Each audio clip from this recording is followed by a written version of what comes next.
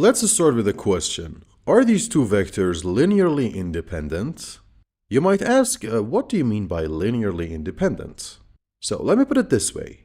Can we write these vectors in terms of each other? For example, writing one of them as a multiple of the other one. You might think to yourself that, okay, if I want to write any vectors as a multiple of this one, it must be in this direction.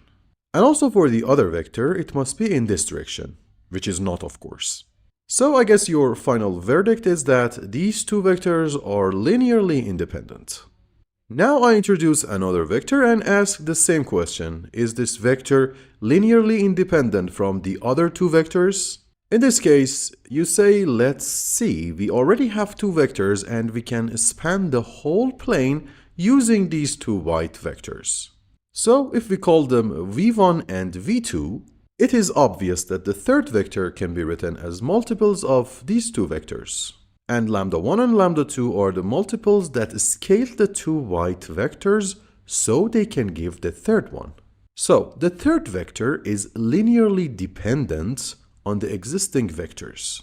Now you might ask, what if we change the grid lines based on the first and the third vectors? In this way, the second vector is dependent on the other two vectors. This time we need to scale v1 using a negative real number to get the component of v2 in v1's direction. So lambda1 is negative here and lambda3 is a positive real number. Now, suppose that you have these three vectors. How can we know how to write the third one based on the other two? The first thing you need to do is write the three column vectors in this matrix, which gives a 2 by 3 matrix, and each column represents one of the vectors. If we change this matrix into its row echelon form, we see that there are two pivot columns and the last column is a non-pivot column. If we go further and change it to the reduced row echelon form, we can see that the last column can be written in terms of the first two columns. More specifically, this is how the third vector can be written in terms of the other two vectors, which can explicitly be shown by their components. Make sure to check my other video to learn how you can change a matrix to its row echelon and also to its reduced row echelon forms. Now you might say it's obvious that three two-dimensional vectors are linearly independent. What about more dimensions? For example, these four vectors. Are they linearly independent? We put the three column matrices in a 4 by 3 matrix and then change it to the reduced echelon form. As you can see, there are three pivot columns which show that the three vectors are linearly independent. Let's name these vectors a1, a2, and a3. We can define the linear combination of these three vectors as the sum of multiples of these vectors with some arbitrary real numbers, meaning that lambdas can be any real numbers. The only way the linear combination of these three vectors can be 0 is for all the lambdas to be 0. This is the formal definition of linear independence. If the sum of another linear combination of vectors denoted by b and real coefficients of alpha is 0, but this time there is at least one non-zero coefficient, then there is a linear dependence between the set of vectors. For example, if alpha 1 is non-zero, then we can write b1 as a linear combination of the two other vectors, which shows its dependence on these two vectors. For example, take these three vectors. If we form the matrix by the three vectors, this is the reduced row echelon form matrix. And you can see that there are just two pivot columns, and we can write the third column as a linear combination of the first two vectors. Obviously, we can write a linear combination of these three vectors for which the coefficients are non-zero. And we say that these three vectors are linearly dependent. When I say a vector, I'm talking about an element of a vector space as I explained in this video. So if we have a vector space V, and these are a finite number of vectors in the vector space, we can write another vector V as a linear combination of these vectors. This new vector V is also a vector in the same vector space. If there is at least one non-zero lambda such that this linear combination gives 0, there is a linear dependence. And this set of vectors are said to be linearly dependent. On the other hand, if for this linear combination to go to 0, the only possible solution is for all the lambdas to be 0, this set of vectors are linearly independent, and there is a linear independence, meaning that we cannot write any of the vectors in terms of the others. And now that you are familiar with the concept of linear independence, suppose that we have a set of k linearly independent vectors in our vector space. Let's write m linear combinations of these k linearly independent vectors. If one of these linear combinations is 0, then all the lambdas related to that linear combination must be 0, because these vectors are linearly independent. The question is, in what condition can these m vectors be linearly independent? We are going to investigate this question and see an example in the rest of this video. We can compactly write these linear combinations in this form using these series. Let's define matrix A to be a row matrix containing all the linearly independent vectors a1 to ak, and another column matrix containing all the coefficients that give us the new vectors x. Then by multiplying matrix A with each of these lambda matrices, we get one of the new vectors denoted by xj. Obviously, the possible values for j are natural numbers between 1 to m, showing each of the new vectors above. Now we are in a place to check whether these new vectors are linearly independent or not. Linear independence suggests that the linear combination of these vectors equal to 0 must give the trivial solution of all the alphas to be 0. We also know that this linear combination can be written in terms of lambdas, which are the vectors we have formed by the coefficients of each line. This means that the new set of vectors are linearly independent if and only if the column vectors lambdas are linearly independent. Before seeing an example, there is something important you need to know about these vectors. We know that there are m number of these vectors for m number of linear combinations for x's. And the dimension of each of these vectors is equal to k. So, if the number of these vectors is bigger than the dimension of the lambda vectors, they are linearly dependent. Consider these four vectors that are expressed in terms of a set of four linearly independent vectors a1, a2, a3, and a4. We can form four column vectors lambda 1, lambda 2, lambda 3, and lambda 4 using the coefficients that form our new vectors. The next step toward finding out whether these column vectors are linearly independent is forming this 4x4 matrix. By changing it to the reduced row echelon form, we see that there are 3 pivot columns and a non-pivot column. It shows that the last column is dependent on the other 3 vectors and can be written in terms of them using this expression, and shows that the new vectors are not linearly independent. Now you might ask whether we can find a set of vectors by which we can obtain any vector in the vector space using a linear combination of them. The answer of this question is the topic of our next video. Professor Dave again. Let's get independent. He knows a lot about all kinds of stuff. Professor Dave explains. With some basic definitions out of the way, we now want to start thinking about ways we can express vector spaces in the simplest, most efficient way. To do this, we need the fewest number of elements that can be used to write any other elements within the vector space.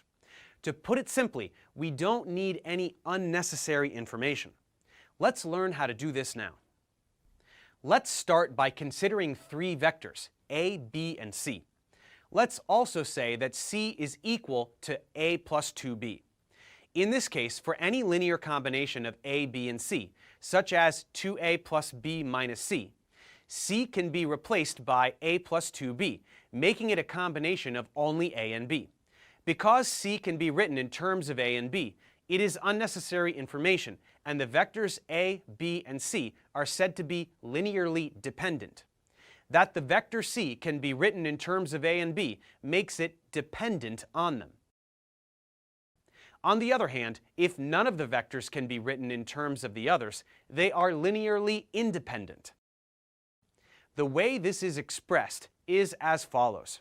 If you have vectors v1, v2, all the way to vn in a vector space V, then to be linearly independent, the equation c1v1 plus c2v2 all the way to cnvn equals 0 can only be satisfied if all the scalars from c1 to cn equal 0. Let's simply take this first element over to the other side of the equation. By doing this, we can see that the element could be expressed in terms of all the others, if any of the coefficients were non-zero. But if they are all 0, then the left side simplifies to 0, and for the equation to be satisfied, our last scalar must then also be 0. This is the requirement for linear independence. So to see if a set of vectors or elements are linearly independent, we must simply see if there is a set of non-zero scalars that exists that makes the linear combination of the elements equal to 0.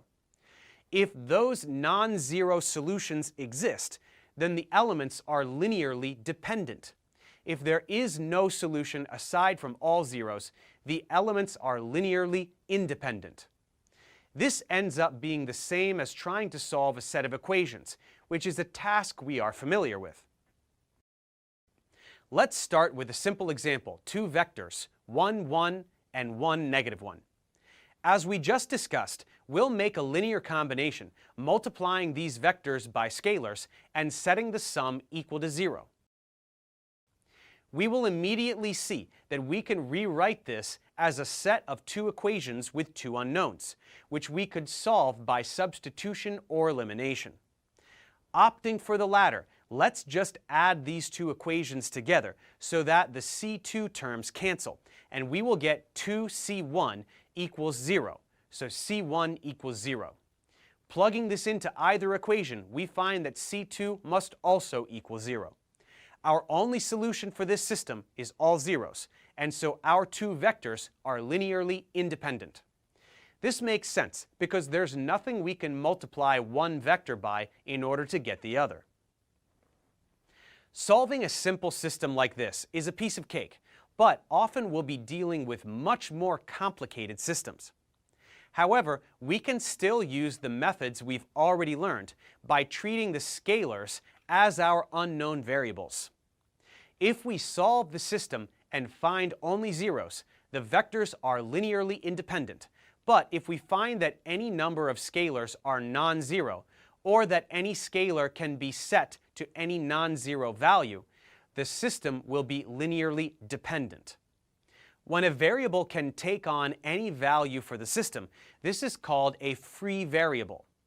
The method we can use in such a situation involves setting up a matrix and using row reduction to get it into row echelon form, so that the non-zero elements of the matrix are only on the diagonal and upper right side, as we have learned previously. To demonstrate, let's consider the vectors 1, 1, 3, 3, negative 1, 1, negative 1, negative 3, and 2, 5, 9, 6. We can take these vectors and multiply each by a scalar, and then set their sum to 0. We can then turn this into a matrix equation and get to solving. In past examples like this, we've included the right-hand side as an additional column in our matrix, making an augmented matrix. But since the right side is all zeros, we can actually just ignore it in this case. Now recall that row echelon form has leading ones down the diagonal, and all the elements below the diagonal are 0. We can use simple row operations to achieve this. Our first element of the first row is already 1, which will make it easy to get the elements below it equal to 0. Going row by row, first we will subtract the first row from the second row to make the second row's first element 0. Next, we will subtract 3 times the first row from the third to get a new third row. And we will also subtract 3 times the first row from the fourth to get a new fourth row. Now the first column looks great.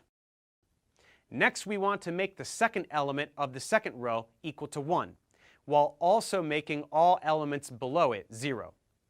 we can go ahead and subtract the second row from the third to get a new third row, since all of the elements easily cancel to give zeros. Now we can just divide the second row by 2 to make the leading element equal to 1. Looking at our solution, we have only 2 rows with non-zero entries, which is 1 less than our number of unknown scalars. This implies that we have a free variable that could be set to anything, meaning it's not required to be 0. Because of this, the set of vectors is linearly dependent. We can see this by writing out our solution as a set of equations, like this. We end up with 2 equations with 3 unknowns. This is not enough to constrain our unknowns, and we must have one free variable which can relate one of our vectors to the others. So in this particular case, we conclude linear dependence for these 3 vectors. If after our row operations we were left with a surviving 1 in the third row, third column, when we wrote our set of equations, we would have had to include a third equation that sets C3 equal to 0. Then substituting that into the second equation, C2 would have to be 0, and then plugging in 0 for both C2 and C3 in the first equation, we would find that C1 is equal to 0 as well. All 3 scalars would end up being 0, and this is how we would identify this as a linearly independent system. We have one more method of determining linear independence, and we can use this if we have a set of vectors that make a square matrix. This method involves finding the determinant, which is something we can only do with square matrices. If the determinant ends up being 0, the vectors are linearly dependent, and if the determinant is not 0, the vectors are linearly independent. Let's go back to our simple pair of vectors, 1, 1, and 1, negative 1. We have already seen they are linearly independent, so the determinant of the matrix made of these vectors should be non-zero. Let's set up the matrix and test it. To take the determinant, we find 1 times negative 1 minus the quantity 1 times 1, giving us a determinant of negative 2. Since this is not 0, the rule tells us these vectors are linearly independent, which we previously verified. Finally, given that vector spaces can be made of more than just vectors, we can also check for the linear independence of things other than vectors. For one last example, let's take a set of polynomials, x squared plus x minus 2, x squared minus 3x plus 5, and 2x squared plus 6x minus 11. Just like checking for independence of any elements, we want to multiply each by a scalar and set the sum equal to 0. The most efficient way to proceed will involve grouping like terms in powers of x. So we take the x squared terms and make this. Then we do the same for the x terms, and then for the constants. If this seems confusing, you can also just distribute the scalars, group up like terms, and factor out the x terms if you prefer. Now, for this equation to be equal to 0 for all x, each coefficient must also be 0. So this first coefficient must be set equal to 0, and then the second, and then the third. This gives us 3 new equations involving our unknown scalars. While it did take a few extra steps, we once again have a system of equations to solve just like we have been doing. In this case, once we set up the coefficient matrix, we see that it is a square matrix. So if we want to use our new trick, all we have to do is find out if the determinant is 0, which would make the polynomials linearly dependent, or if the determinant is non-zero, making the polynomials linearly independent. Going through and solving for the determinant, a calculation which we will show all at once for our purposes here, we find that it is equal to 0, and the polynomials are linearly dependent.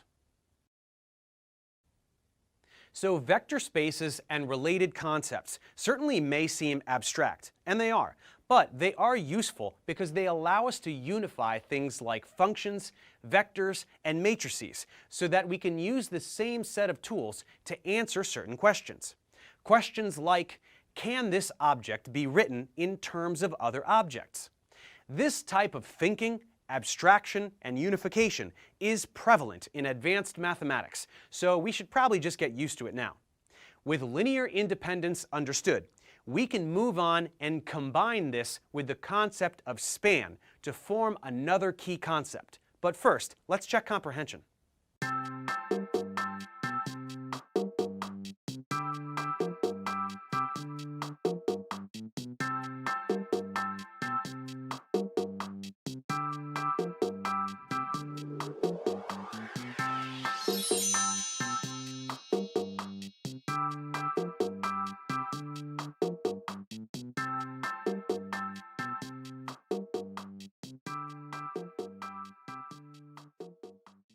Thanks for watching, guys. Subscribe to my channel for more tutorials. Support me on Patreon so I can keep making content. And as always, feel free to email me, ProfessorDaveExplains@gmail.com.